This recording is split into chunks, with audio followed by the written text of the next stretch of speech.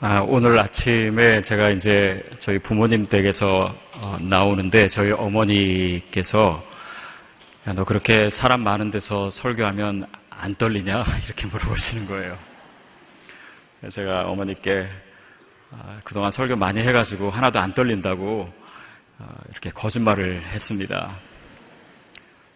사실은 이렇게 설교단에 올라올 때마다 하나님이 뭐 한 번만 살려주세요. 이렇게 기도할 정도로 늘 긴장하고 또 오랜만에 양재에 와서 여러분과 말씀 나누게 돼서 너무나 감사하고 또 기쁩니다. 저는 이렇게 이제 얼바인에서도 5년을 살았어요. 하나님께서 살려주셨고 또 앞으로도 주님 위해서 사는 여정에 하나님의 은혜를 또 기대하게 됩니다. 또 저뿐만 아니라 이 말씀을 통해서 여러분도 살게 되기를 축복합니다. 돌이키면 산다. 금년 이 표어처럼 그것이 우리의 삶의 실체가 되기를 주님의 이름으로 축복합니다. 오늘 우리가 읽은 본문 말씀을 다시 한번 읽도록 하겠습니다. 우리 1절, 2절 말씀 같이 읽겠습니다. 시작.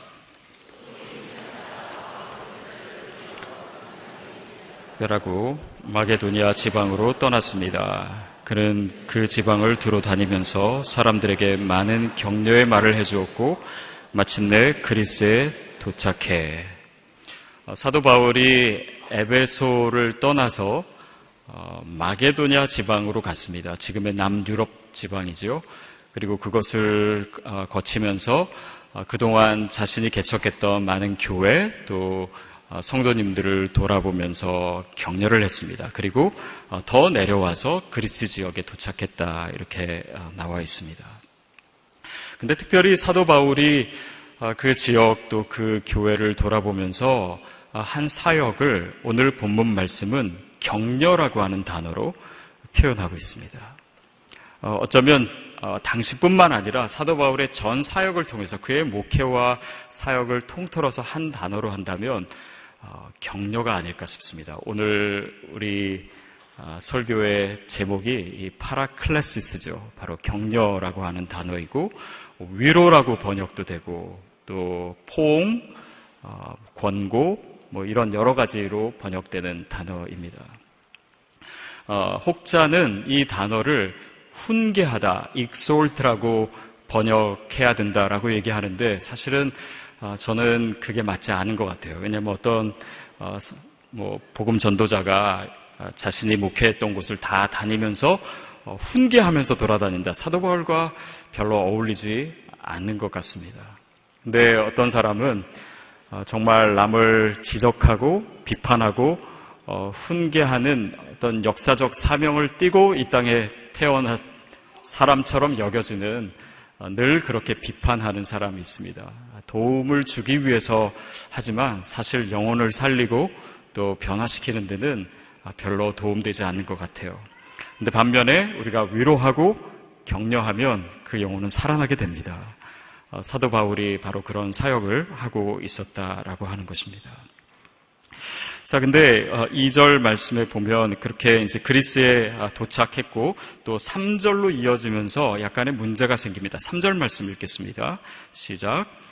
그곳에서 석 달 동안 머물렀습니다. 그는 거기서 배를 타고 시리아로 가려고 했는데 유대 사람들이 그를 해치려는 음모를 꾸미자 마케도니아를 거쳐 시리아로 돌아가기로 결심했습니다. 그리스에 도착했어요. 그래서 계획으로는 이제 배를 타고 시리아로 가기로 했는데 사도 바울을 죽이려는 유대인들이 있는 것입니다. 그러니까 함부로 그렇게 배를 타거나 그래서 잡힐 수도 있기 때문에 그곳에 계속 머물렀어요. 석 달 동안을. 그리고 계획을 다시 짜서 이 배를 타지 않고 돌아서 지금 마케도니아 지방을 거쳐서 한참 걸려서 내려왔는데 그 지역을 다시 돌아서 멀리 가서 시리아로 가겠다라고 하는 계획을 세웠다라는 것입니다. 그때 상황 또 사도 바울에게 하나의 어려움이 주어진 거죠. 근데 사실 이렇게 그리스까지 오기 전의 여정에도 사도 바울의 그 복음 전도는 쉽지 않았습니다.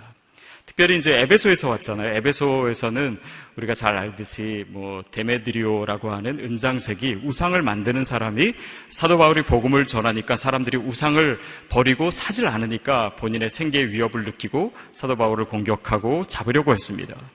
근데 사도 바울은 숨어 있었고 그의 일행, 동료들이 대신 잡혀간 거예요. 그 상황에서 사도 바울은 자기 동료들을 위해서 해줄 수 있는 일이 아무것도 없었습니다. 그러니까 길이 막히고 무력감에 시달리고 또 협박당하고 이런 마음이 어려운 가운데 있었던 것이에요. 그리고 지금 상황도 역시 어렵습니다. 그러나 그러는 가운데서도 사도 바울은 계속해서 영혼들을 돌보면서 격려해요. 돌봅니다. 자신이 오히려 격려받아야 될 상황인데 내가 지금 힘들고 어려운데 다른 사람을 위로해야 되는 그런 일들을 계속 감당했다. 그것이 오늘 본문이 우리에게 보여주고 있는 것입니다. 저는 예전에 영국에서 청년들 대상으로 사역을 했던 적이 있습니다. 그때 많은 대학생들이 오고 또 가고 그랬었는데 한 번은 그 청년 하나가 이제 한국으로 가면서 저에게 그런 얘기를 해요. 목사님, 제가 몇 년 동안 있으면서 주일마다 목사님의 미소에 큰 힘을 얻었습니다. 제가 깜짝 놀랐어요. 어떻게 이 얼굴로 힘을 얻을 수가 있냐. 근데 하여튼 그렇다는 거예요. 저는 설교에 은혜 받았다 그럴 줄 알았는데 그런 얘기는 없고. 근데 지금 와서 생각해 보니까 사실 제가 영국에 있을 때 그렇게 미소 지을 상황이 아닌 적이 너무 많았습니다. 논문은 진척이 잘 안 되고 또 재정적으로도 어렵고 제 아내는 아내대로 힘들어하고 아이는 태어나고 그래서 정말 하루하루 힘겹게 살아가고 있었는데 그래도 교회에서 영혼들을 대하고 사역을 하니까 웃어야 됐던 거예요. 그리고 그래서 그 미소를 하나님께서 사용하시지 않았나 싶습니다. 그 의료 그 용어 중에 그 스마일 제가 단어가 갑자기 생각이 안 나는데 스마일 무슨 신드롬이 있습니다. 그건 뭐냐면 마음은 그렇지 않은데 스마일 마스크 신드롬입니다. 그러니까 마음은 그렇지 않은데 늘 웃어야 되는 사람들 있잖아요. 속은 울고 있는데 직업상 웃거나 아니면 그런 상황상 웃어야 되는 그래서 생기는 마음의 병을 이 스마일 마스크 신드롬이라고 해요. 그러니까 특별히 연예인들이나 또 다른 사람에게 억지로라도 친절을 베풀어야 되는 그런 사람들이 생길 수 있는 일종의 질병이죠. 그 중에 그 한 부류가 저는 목사가 아닌가 싶습니다. 설교할 때도 웃어야 되고 또 저는 사람들만 성도님만 보면요 저절로 웃음이 이제 미소가 지어져요. 근데 때로는 정말 웃고 싶지 않을 때도 있거든요. 특별히 예를 들면 어저께 부부싸움을 했는데 오늘 설교해야 될 때 웃어야 되고 또 제 아내는 불꽃 같은 눈으로 저기서 쳐다보고 있고 근데 웃는 거예요. 그러다 보면 마음의 질병이 생길 수 있다라고 하는 것입니다.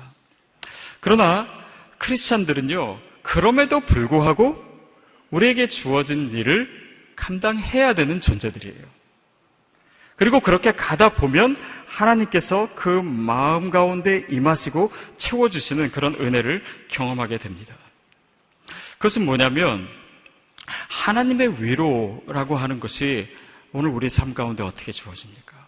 여러분도 때로는 힘들고 어려울 때 있잖아요. 근데 예를 들면 중보기도 사역을 하시는 분은 정말 지금 내 문제가 너무 많은데 내 기도에는 응답이 안 되는데 내가 다른 사람을 위해서 기도해야 되고 또 가난한 사람도 돕고 봉사도 하고 그런 사역도 열심히 하는데 정작 내 사업은 부도 위기에 있고 정말 내 내면의 이 삶에는 정말 어려움이 많지만은 겉으로는 그렇게 남을 도와줘야 되는 그런 상황입니다.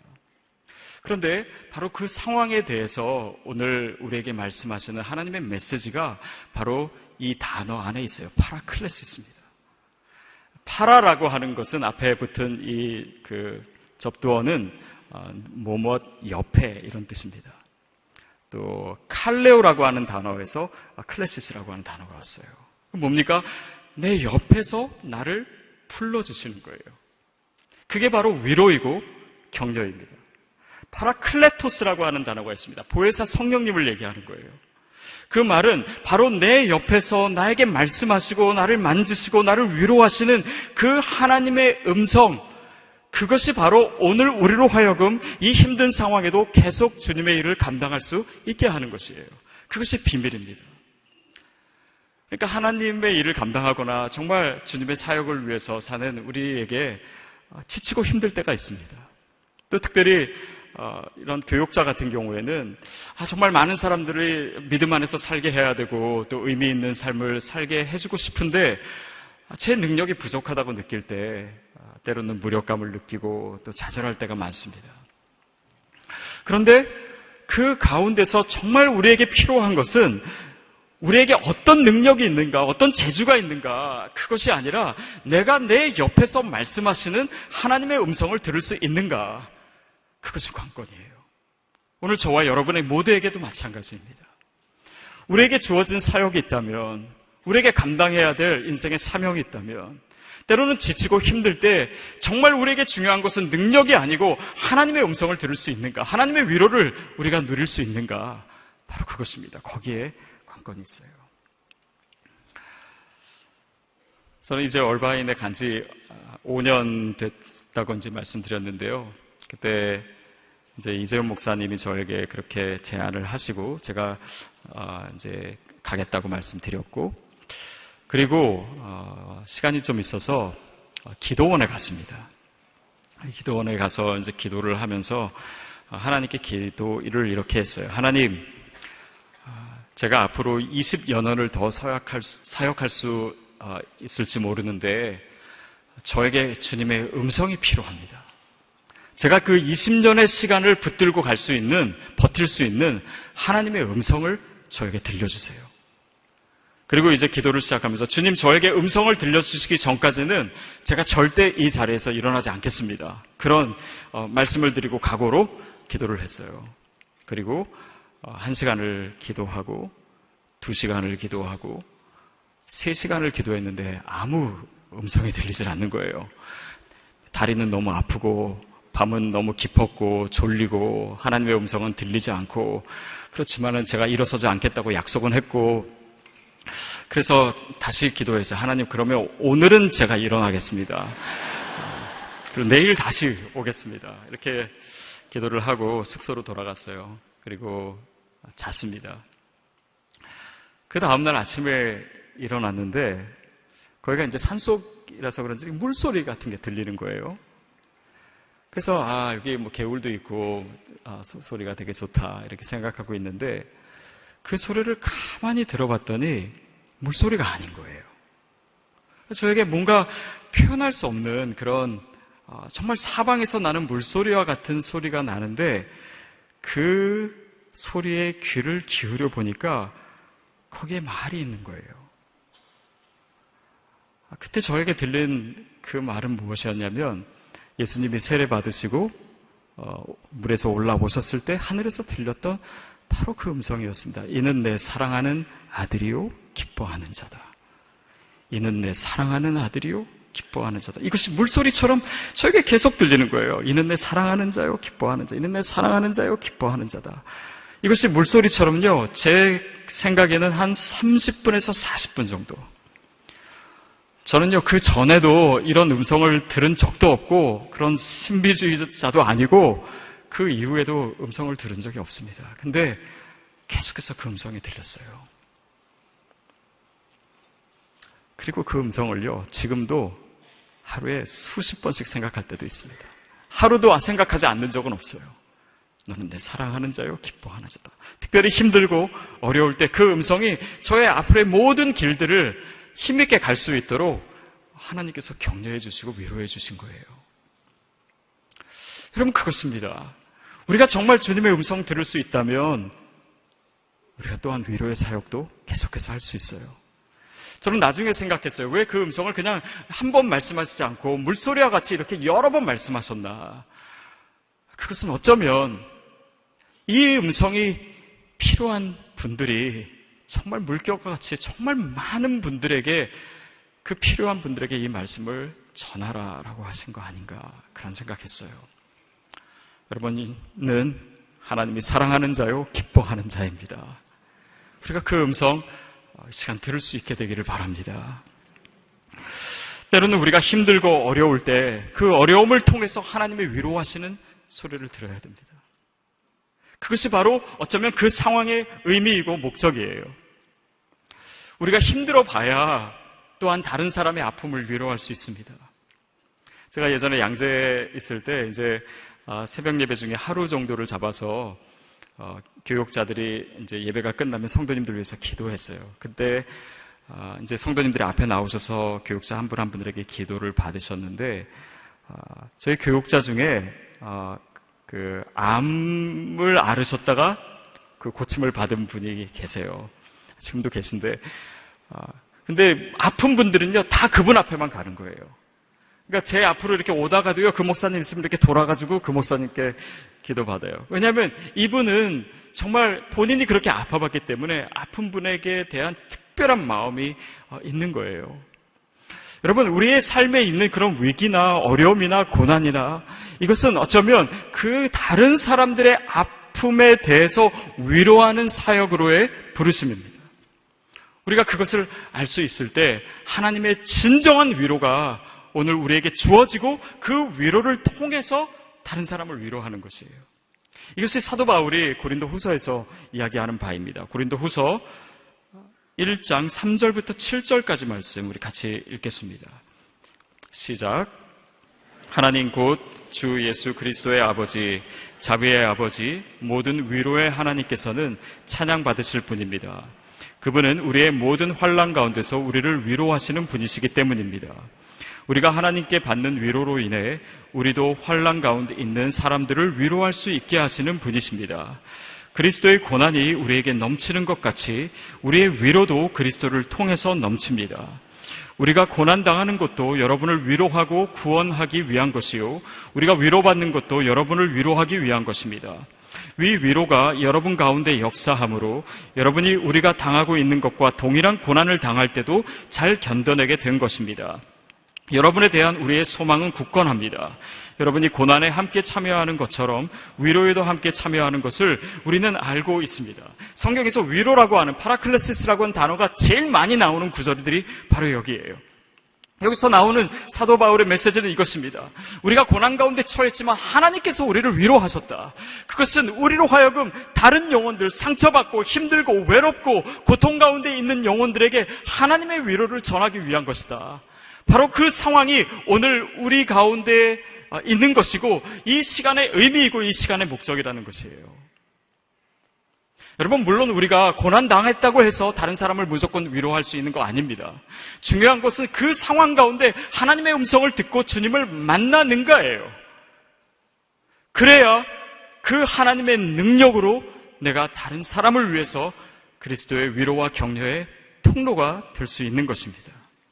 사랑하는 여러분, 저와 여러분에게 그 하나님의 위로가 있게 되기를 축복합니다. 그 주님의 임재를 체험하고 주님과 만나고 그 주님의 격려를 통해서 우리를 다른 사람을 위해서 세우시는 거예요.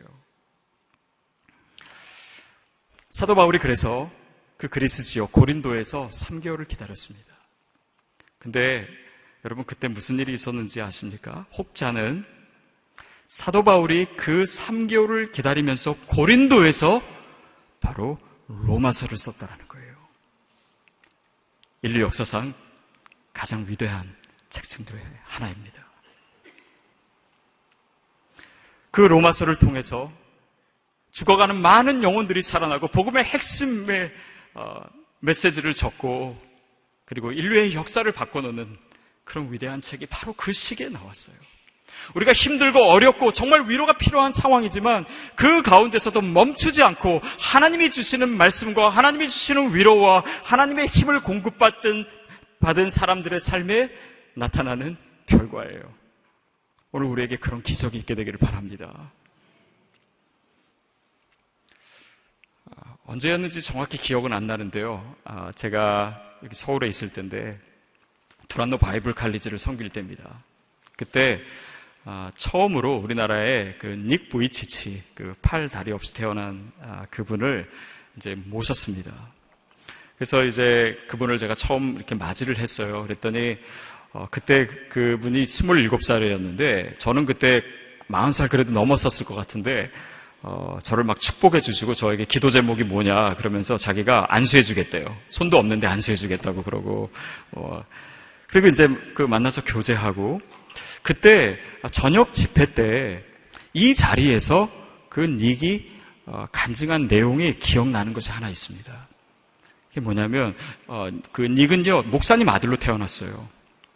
그래서 믿음이 있었습니다. 자기가 비록 이렇게 태어났지만 하나님께서 언젠가 나에게 기적을 베풀어 주실 거야.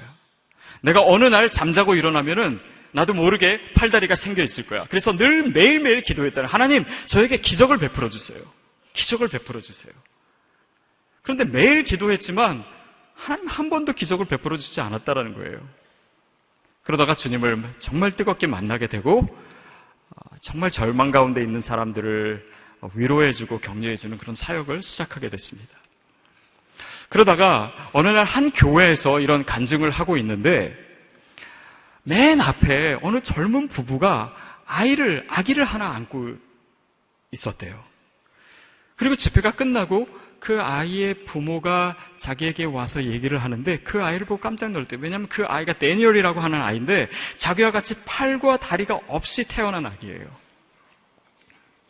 그래서 그 부부가 얘기하기를 이 아이가 태어나고 정말 어렵고 힘들고 그래서 병원에도 많이 찾아가고 만나는 의사마다 이제 물어봤대. 이 아이가 어떻게 뭘 할 수 있겠습니까? 들리는 대답마다 이 아이는 아무것도 할 수 있는 게 없습니다.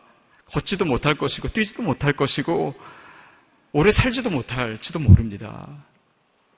그래서 그렇게 체념하고 절망하고 있는데 그들의 눈앞에 있는 이 닉은요 걷기도 하고 뛰기도 하고 수영도 하고 전 세계를 돌아다니면서 복음을 전하고 위로하고 그런 놀라운 사역을 하고 있는 것을 보면서 그 부모가 뭐라고 얘기했냐면 저희에게 있어서는 닉 당신의 삶이 기적입니다. 이렇게 얘기하더래요. 그때 닉이 정말로 깨달았대요. 아니 내 삶에는 기적이 없다라고 생각했는데 이렇게 위로하고 격려하는 사역을 통해서 어느덧 내 삶이 기적이 되어 있었다라는 거예요. 여러분 이것이 하나님의 사람들에게 일어나는 일이라고 저는 믿습니다. 이것이 위로와 격려의 사역을 끊임없이 감당하는 자에게 하나님 베푸시는 은혜예요. 저희 이번에 해외 비전교회 목사님들 모여서 남한산성에서 잠깐 모임 가졌었는데 그때 이재용 목사님 그런 말씀 하셨어요. 하용조 목사님이 매주일 이렇게 오셔서 할렐루야 웃으시면서 그렇게 설교하셨지만 때로는 너무 지치고 너무 힘들고 어려운 일이 있을 때 많았다. 때로는 정말 어떤 성도가 와가지고 하 목사님의 멱살을 잡고 그런 수모를 당하고 올라오셔서는 웃으시면서 할렐루야 이렇게 하시고 여러분 그것이 바로 오늘 본문이 얘기하고 있는 거예요. 힘들고 어렵지만 하나님께서 내 옆에 계시기 때문에 주님이 나에게 음성을 들려주시고 위로하시기 때문에 그분을 만나고 그분의 음성을 듣는 자들은 계속해서 이 길을 걸어갈 수 있는 것입니다. 그것이 우리 삶에 나타난 또 예비된 하나님의 일이요 기적인 줄 믿습니다. 그것이 바로 사도 바울이 경험했던 것이에요. 여러분 우리 주변에는 지금도 외롭고 슬프고 병들고 절망하는 분들이 많습니다. 그러나 오늘 우리를 통해서 하나님께서 그들을 위로하기를 원하세요. 우리도 힘들고 나도 어렵지만은 그 가운데서 주님의 음성을 듣고 주님을 만나고 새 힘을 얻고 이 파라클레토스의 인생을 살게 되면은 파라클레토스 성령님께서 보혜사 성령님께서 저와 여러분에게 임하실 줄로 믿습니다. 그 주님을 만나고 그 주님으로 인해서 힘을 얻고 또 이 길을 가는 거예요. 사도 바울은 그 격려의 여정을 계속하고 있습니다. 저와 여러분을 또 그 여정에 초대하고 있어요. 우리가 다시 한번 주님 안에서 그 주님의 임재 안에서 이 길을 힘있게 갈 수 있게 되기를 축복합니다. 그런 은혜와 그런 능력과 또 그런 기적의 역사가 저와 여러분에게 있기를 주님의 이름으로 축복합니다. 기도하겠습니다.